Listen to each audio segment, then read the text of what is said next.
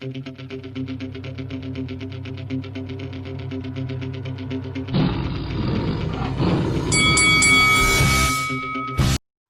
is Faisal Khan for Lights Out in association with Shamrock Boxing, and with me via Zoom, delighted to be joined by the Southern Area champion, Ramez Mahmood. Ramez, how you doing? Yeah, I'm good, thanks. How are you? I'm very well, thank you. Do you know one thing I really like about you, Ramez, is your nickname, the Math Magician. Yeah, that gets everyone's attention, to be honest. No, it's definitely something catchy, and obviously that plays a part in you being a school teacher, doesn't it? Yeah, it does. That's definitely where it's come from. Mm. And obviously, you being a school teacher, it must have been a real last tough 12 weeks for yourself because of the current lockdown situation. So you haven't been working as much. Kids have been off school, and obviously there's been no boxing. How have you managed to keep yourself going these last 12 weeks, especially with gyms being closed as well? Yeah, it has been hard, to be fair. From the working standpoint, I've not been teaching at the school. I've been teaching at home, so from home, using online applications. I've been in the school here and there to help sort of the vulnerable kids. So I've done a bit of that. And with regards to training, I've got like a little gym set up at home. I've got my punch bag, or a running machine, or a rowing machine, some weights. So I've been getting in good training as well. And it's really the training that's kept me sane, just kept me going through all this, to be honest. Mm-hmm. And obviously, we're finally getting back to some sort of normality where restrictions are being lifted. People are more or less going back to work. You know, in terms of yourself being a school teacher, we understand that year ones and year six are going back to school as well. Just want to get your thoughts on that, year ones and year sixes being allowed to go back to school, especially with what's going on. Yeah, the year ones, the year sixes have gone back from last week, as it happens. Mm-hmm. The year sixes, I can sort of see why they've gone back, just to get ready for secondary school. I'm not completely against them going back to it, to be honest, because they do need that routine, they do need that key learning, but at the same time, the schools do need to do it correctly. Mm-hmm. And with it only being selected year groups, hopefully they can do the social distancing correctly without having to completely take over these kids' minds at the same time, because it'll be hard for year ones to social distance, to be completely honest. Mm-hmm. Like, the year sixes might be able to tolerate, but with the year ones, it'll be hard to. So I can see why they've gone back, but I'm still sort of like in two minds about it. Let's talk a bit about your boxing career now. 11-0, as I mentioned, current champion. You know, I believe you made your pro debut all the way back in 2016. So how happy are you with the progress that you've made in your journey so far? Yeah, I couldn't have asked for any better, to be honest.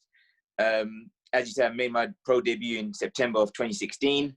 And since then, I've just been matched progressively. Every fight's gotten harder. I've learned something new in every single fight. And last year, I picked up the Southern Area title. So yeah, I can't argue with how the progress gone. I just want more and more titles, to be honest.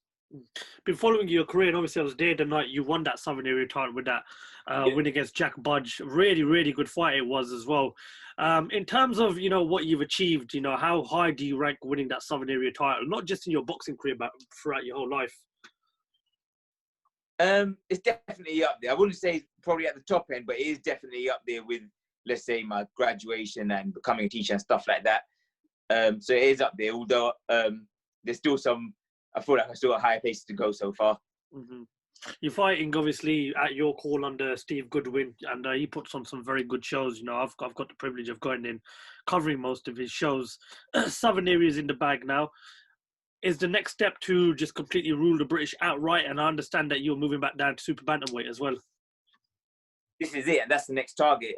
Really and truly, super bantamweight's always been my weight. It's only at featherweight the Southern Area opportunity did come up, but I am targeting that British at super bantamweight and beyond, to be honest.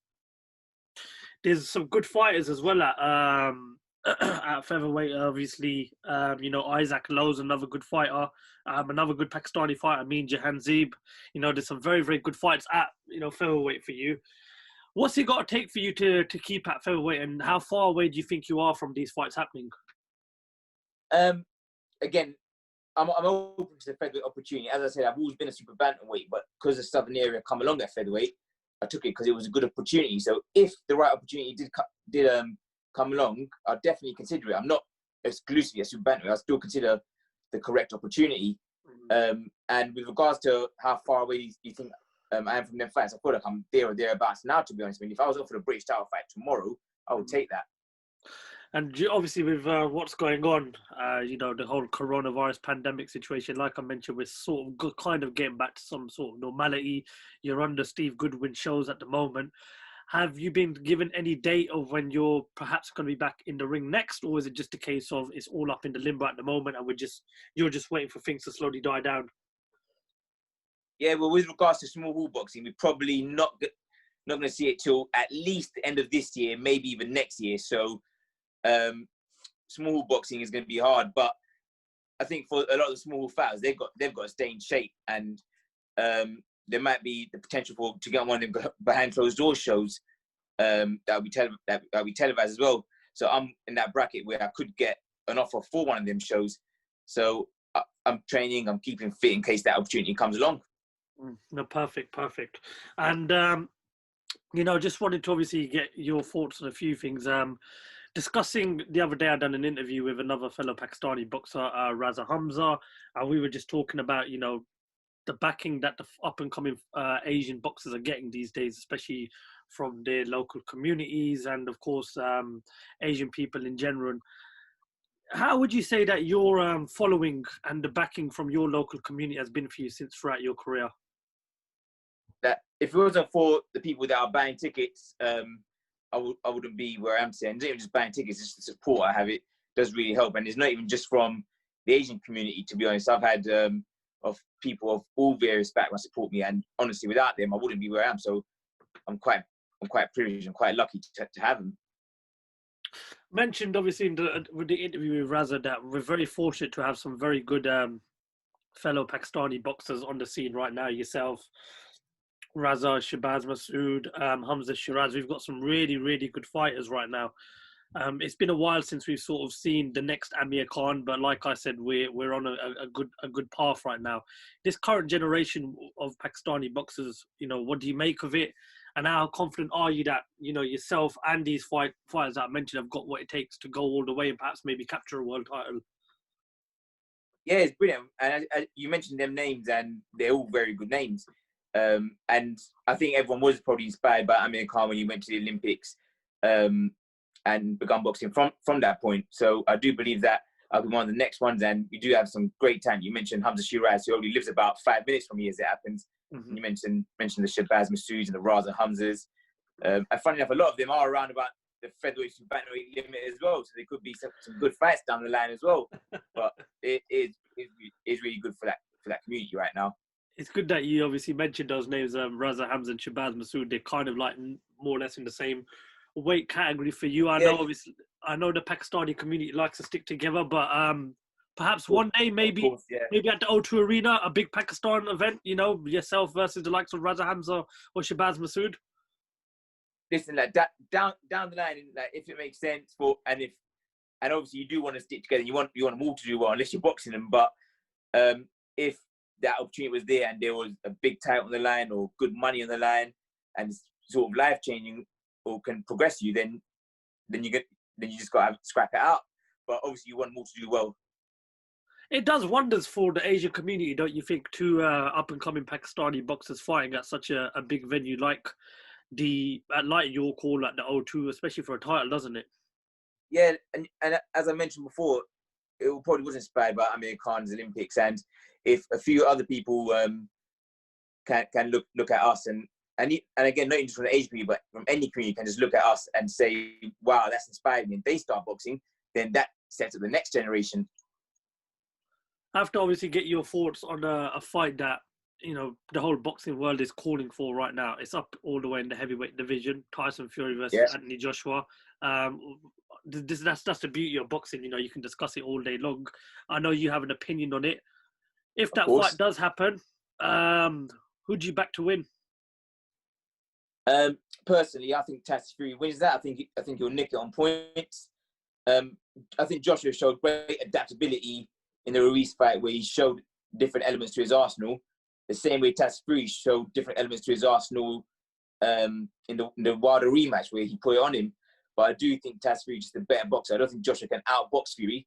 I think if he comes to put pressure on Fury, Fury will just pick him off as he comes in. So I do believe Fury wins that, and possibly even quite comfortably. With what's going on, obviously the whole coronavirus situation, do you not think now would probably be the best time to make that fight happen? Because obviously it'll probably have to be behind closed doors if it does happen anytime soon. Or do you think it's best that they both wait and take those fights against Wilder and Povetkin, even with the risk that's up there? Would you rather them wait, or would you think now's probably the best time to make that fight because it sounds a lot more easier to make now?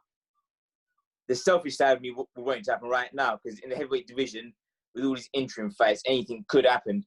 But I don't think the behind closed door shows are going to justify the money that a crowd will give. So that will make it a little bit harder to get over the line, to be honest.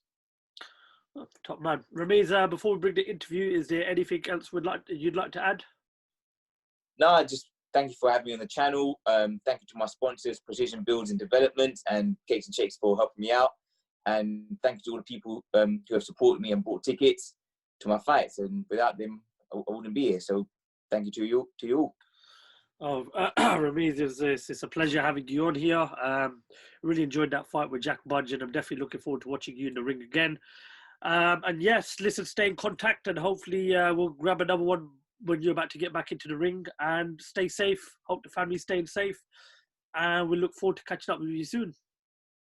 Okay, thanks for having me. Not a problem, Ramez Mahmood. Thank you very much for talking to Lights Out.